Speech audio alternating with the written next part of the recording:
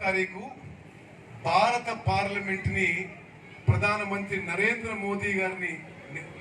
మోదీ గారు ఇనాగ్రేట్ చేయడం ఇది తప్పు, ఇది పొరపాటు, ఇది రాజ్యాంగ వ్యతిరేకం.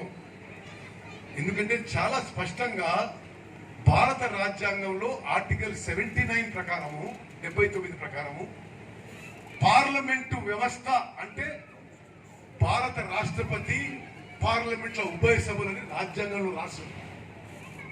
అటువంటప్పుడు కొత్త పార్లమెంట్ అంటున్నారు, మీరు ఓహో అని అనుకుంటున్నారు.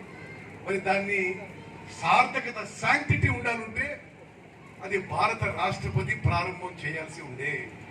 అది మరోమారు మనం చేస్తాం. ఎందుకంటే భారత రాజ్యాంగం ప్రకారం మన ఫౌండింగ్ ఫాదర్స్ రాసిన ప్రకారం పిల్లర్స్ ఆఫ్ డెమోక్రసీలో ఎగ్జిక్యూటివ్, దానికి ప్రధానమంత్రి హెడ్, అది వేరే. లెజిస్లేచర్ పార్లమెంట్లు వేరే, జ్యుడిషియరీ వేరే, ప్రెస్ వేరే. విడివిడిగా ఈ పిల్లర్స్ ఆఫ్ డెమోక్రసీ ఉన్నప్పుడు పార్లమెంటు కొత్త భవనం ప్రారంభోత్సవం భారత రాష్ట్రపతితో చేస్తుంటే దానికి సార్థకత ఉండేది. అది భారత ప్రధానమంత్రి నరేంద్ర మోదీ చేయడం ఇది సరైన విషయం. కానీ ఒక పార్లమెంట్ సభ్యులుగా ఇది ఖండిస్తున్నారు.